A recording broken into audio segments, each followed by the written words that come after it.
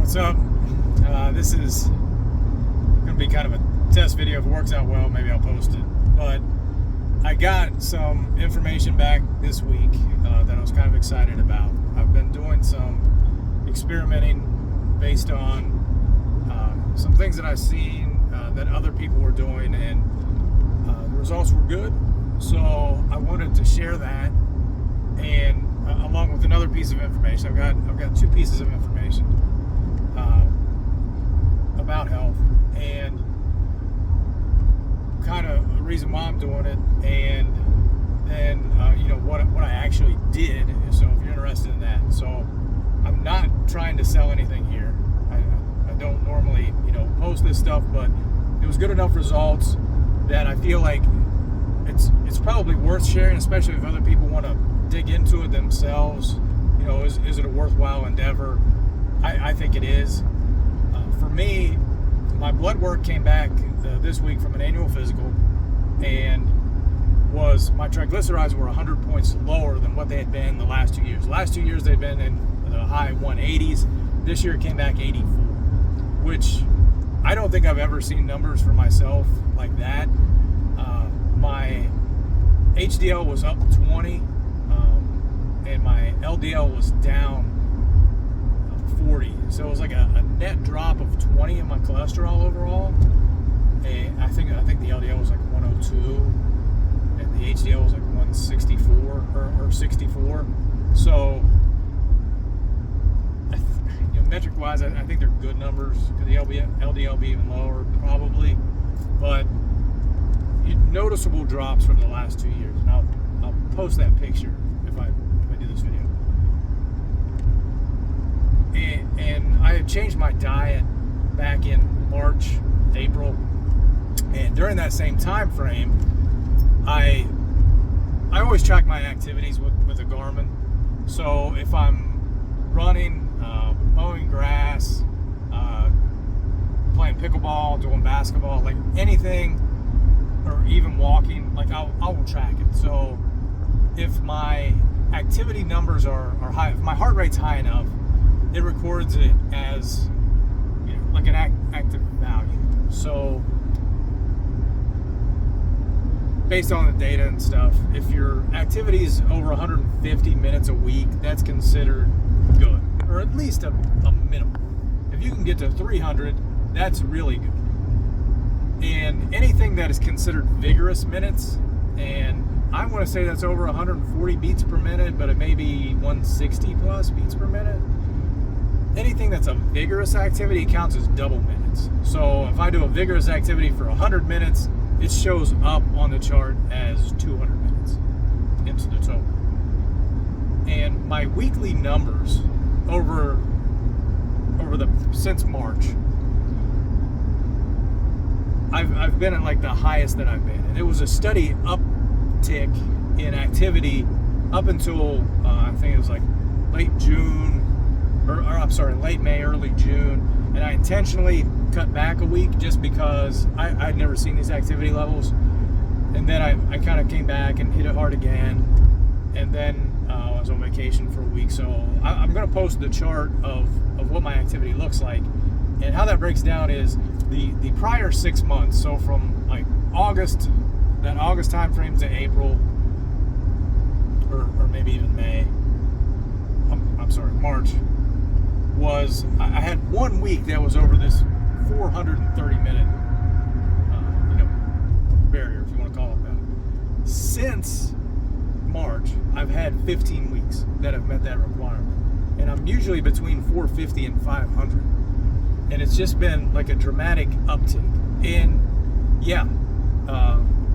activity, diet, all that stuff contributes to good numbers. But I think a lot of the problem is, and I was like over 200 pounds, and I'm not saying I'm the model of health by any means. I think it's progress, not perfection at this point. Just keep moving the ball down the field, just a little bit better every week, every month, and keep compounding it. Eventually I can maybe be in a spot where like a Brian Johnson is, who kind of inspired what I'm doing. but not there yet. And I'm not trying to say that I'm there yet, but I saw what he was doing. I kind of implemented some of those things myself, and I saw a benefit, like a measurable benefit that to me is worth sharing. Now, I'm a firm believer that if God wants me tomorrow, he's going to take me tomorrow. Like, there's nothing I can do about that. But what this is about is, if you're going to live for an extended period, trying to make the most out of that, like getting the most life out of your years, essentially. So if you make it to 90, it's a healthy 90. If you live to 100, it's a healthy 100. If you live to 115, 120. And on top of Brian Johnson, the other influencer, podcaster, person that's in this longevity or biohacking space that I've listened to is Dr. Jeffrey Gladden. Gladden Longevity. He has his own podcast, a couple hundred episodes of podcasts. I'm not saying I listen to all of them. I listen to a bunch of them, and he really breaks down the biological things that are going on when you take certain things, when you do certain things. What's the benefit? Is there a drawback to it? I've also read a lot of journals, papers, internet articles about different supplements, different peptides, different things that could be prescribed. And I'm not taking any of that stuff. I didn't take statins or anything like that to lower these blood numbers. It's just been diet and exercise. And the crazy thing to me is, as you get older, energy decreases. And if you look at human beings on a macro scale, so if you look at the human beings as a species, right?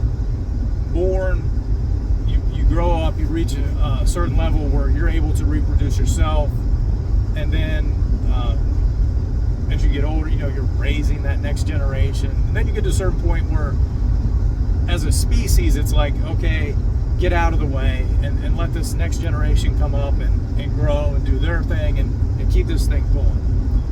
But if you look at human beings on a micro level as an individual, everything in our body's like trying to survive. It's fighting, its own battles. It's doing things automatically that are completely out of our control. We don't tell our heart to beat.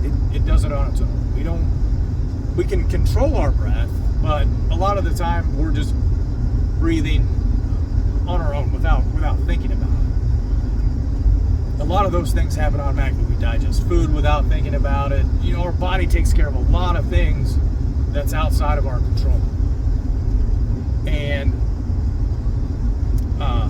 if we eat something that has excess calories, our body will hold on to some of that and store it as fat.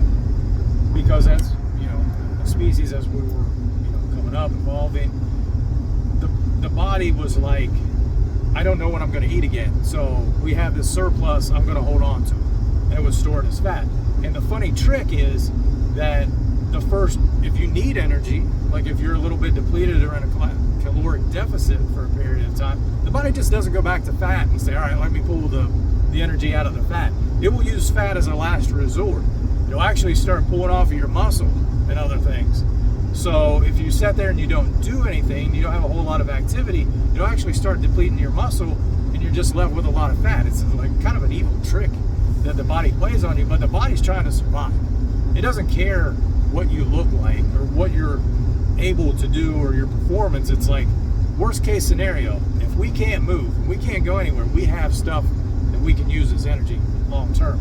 Now, the one instance that you will burn fat is when you're in like a zone 2 of cardio, that 120 to 140 beats per minute, depending on your age and when your max heart rate is. But if you're in that zone 2 for an extended period of time, so long runs, the body will start using fat as energy.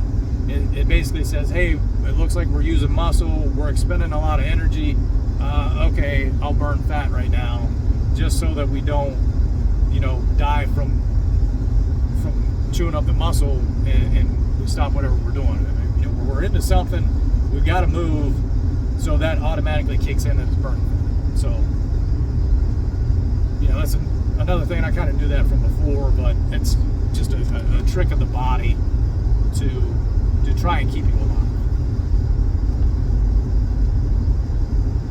So you take those two things together, where the body wants to live, but as a species, it's like turn it off. It starts turning off different things. And at different ages, you can kind of see it. I'm in my 40s now, and when I was younger, no big deal. You can eat what you want, you go do what you want, no problem. As you get older, like the energy, it's hard to come by. And there's different cycles that are going on in the body. One of them is the NAD cycle that builds ATP and kind of keeps you going, and that cycle gradually slows down. Now there's a couple of different things out there that Brian Johnson was doing, and once again, I'm not a medical professional, I'm not a doctor, I'm not advising anybody take anything or do any particular thing, or like just pick up the activity. But to me, that increase in activity, if that's what's helping the blood levels, then how do you get to that point where you can increase the activity? So for me, I started taking niacin, which is the low level in my mind of this NMN or NR that he's taking, because they're about $80 a bottle, where niacin's like $10 a bottle. So some of the stuff that I've been doing, yes, there is a cost to it. It's not all free stuff. Can you go exercise more? Yes, but how do you get the energy to be able to exercise more? So between what he said and Dr. Gladden's longevity podcast, the thing that I've taken from it that I've implemented on a daily basis, routinely, is Brian Johnson had olive oil. Another guy that was on the Gladden podcast was like, I think he did the olive oil, but also the apple cider vinegar. And what he did was he mixed it with V8. Now, I was not a V8 drinker before, so I incorporated that. I put 15 mLs of the extra virgin olive oil into the V8 to make it palatable. Like, I can't just do a shot of extra virgin olive oil. I tried it, and I don't like the taste of it. You can put it on salads and stuff. If you're thinking, well, I'll cook with it, it actually kind of breaks down at high temperatures. So I dig into that a little bit. I'm not necessarily an advocate for just cooking with it and that being the best option. If you put it on salads or dressings or something like that, that's fine. There is a lot of calories in 15 mLs of extra virgin olive oil. I think it's like 140 calories in this little, cough medicine, size amount of material that you're taking. So just, keep that in mind as well.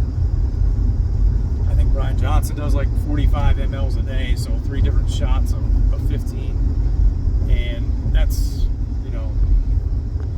almost, upwards of 400 calories just in that little bit. If you're on a 2,000 calorie diet, that's like a quarter of your calories in just 3 little shots of something. So it's very calorie dense, but it has fats in it, the mono unsaturated fats and polyunsaturated, maybe mono unsaturated fats in that one, which helps absorb certain vitamins and things into the body. You actually need fats, and those are good fats. They're not the saturated fats or trans fats that are in like your cooked meats or processed meats and stuff like that. And it's hard to get those unsaturated fats unless you do it in a concentrated way. So for me, I've been doing that. And I'm not pointing to one specific thing that I'm doing and saying, hey, this is the magic bullet. If you do this one thing, it'll improve everything. I'm not, because I really can't point to one thing.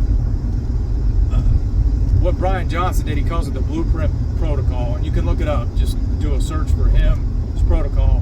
One thing I like about it, everything that he did is out there. It's posted. Every supplement he was taking, the amounts he was taking, when he was taking it, what he was eating, and the results back from it are all in his protocol. What he's trying to do is, make life better for everybody. And he's making himself the test subject to test all this stuff out. Is there a benefit? And his whole goal is longevity, which some of mine is longevity, but it's also performance based. So I'm doing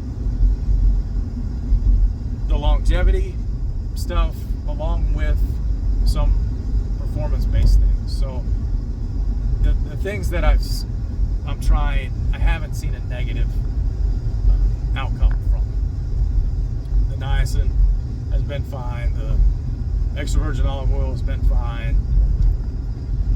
I also started taking other supplements, just some D3 for the sun. I have been taking ashwagandha intermittently. It's supposed to be a stress reliever. I take creatine daily, 5 milligrams, not an excessive amount. There were some reports, kind of a long time ago that have been debunked about kidney issues coming from creatine, and a lot of that was from an excessive amount. That's one thing where Brian Johnson was doing it. I think Gladden was doing it. There's another influencer, Dr. Eric Corum. I say influencer, but I mean he's somebody that did sports medicine, and creatine is just take it. The thing that I've added recently was collagen peptides for joints, because you're doing a lot of activity. You got to keep your joint health up. And I was taking protein and stuff before, just for the muscle mass, which I'm not trying to be a bodybuilder by any means. Like, that was never the thing. I was taking casein proteins for recovery. I'm a huge advocate for that. But that's more of like at an end of day thing. It's a really slow release protein. You're not going to build muscle with it, but it's something to help recovery after you've done a lot of hard activity. So to me, that's a good thing. The other thing that I've been doing is hydrogen water. I was taking the pills, the magnesium pills. You drop them in, they dissolve. After about 2 or 3 minutes, it creates hydrogen, kind of dissolved into the water for a little bit. You can also breathe the hydrogen coming off of it. That's anti-inflammatory. I've got a Life Water cup that does it now. The other thing that I'm taking, CoQ10, which is an ATP builder, which is just extra energy. And all these things, I didn't start doing them all at once. I saw a weight loss when I first started in March, about 7 pounds, 7-8 pounds, and I've kind of plateaued then. I think the next step for me is more resistance training and actually trying to build muscle mass to help decrease weight. I mean, it may sound backwards, but the more muscle you have, the higher the metabolism, the more resting calories you'll burn just by having more muscle mass. So I think that's the next step for me to get beyond this other plateau that I've kind of hit around like 195 pounds or so. So and once again, I'm not saying I'm peak physical condition at all, but comparatively to where I have been, especially the last 20 years, I'm probably in the best shape that I have been. I would definitely compete with myself at any point in my life, whether it's running or a sport or whatever it is. I feel good about that. I'm also taking beta-alanine for muscle endurance. That's something that I picked up along the way. Now, that's not something that Brian Johnson was doing. That's something that I read in other places. So if you do like the pre-workout mixes and stuff, a lot of times they'll have some of that in there. But if you take it on its own, like the recommended doses is 3.2 grams or 3,200 milligrams. I split that in 2 hours before, 2 hours after. I try to. Like usually it's 2 or 3 hours before and like an hour afterwards or less after you get done doing an activity. But I've seen the energy increase. I've got the blood work data back now, and it's something that I feel like sharing. Obviously, I would tell you, if you're interested, go search it out yourself. Brian Johnson's whole goal was longevity. If that's not your goal, fine. I think that the way a lot of people have aged in the past is maybe not right. We've had 2 or 3 generations of people that we're looking at, as we're getting older, that we've observed. And people just get older, whatever you do in your 20s and 30s, you just do more of that through your 40s and 50s and 60s. And at that point, it's kind of a hard habit. You eat what you eat, you exercise, you do what you do, and probably just less of it as you go along. It's hard to force yourself to do more stuff in your 40s than you did in your 30s. You've got to this point, why am I trying to overdo it? Overdo it. You're not really overdoing it. You're probably just making up for a lack of activity that you had before. But I've watched these older generations age, and it's like, are you doing it right? And my dad died of colon cancer at 74. He battled it, really hard the last 2 years of his life. He had 2 surgeries. One, he had a gaping hole in his stomach for an entire year. The second one, they had given him an insert for chemo treatments, right into his chest. So it was a hard last 2 years of his life. He drank a lot, he smoked a lot. And I've had the conversation before. It's like, I don't drink, I don't smoke, partly because of what I saw my dad go through. And the conversation was, well, yeah, you cannot do that stuff, but something else is going to get you, because death is inevitable. Even though Brian Johnson's motto is "Don't die," and he has his whole philosophy on that. I'm not going to get into that, but it's interesting.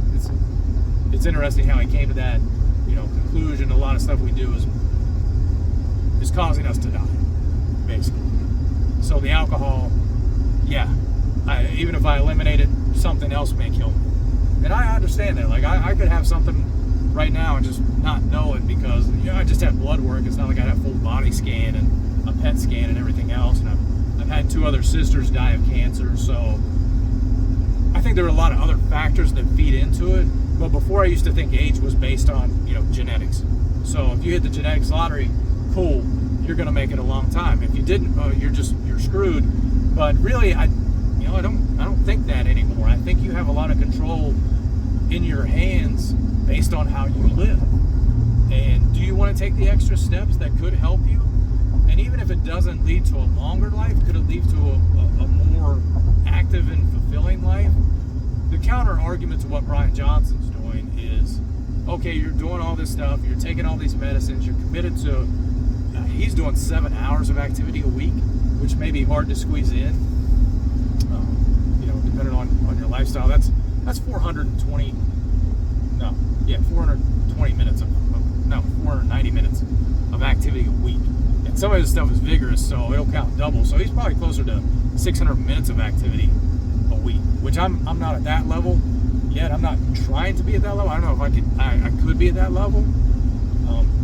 Even if I didn't have a job, I don't know that I would do that. But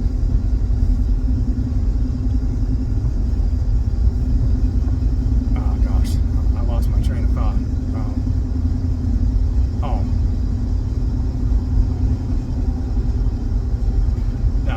I lost it. It's gone. But anyway, I probably won't post this because I kind of went back and forth what I wanted to do, but just a good exercise. All right. Well, that's all I got. Probably delete this later.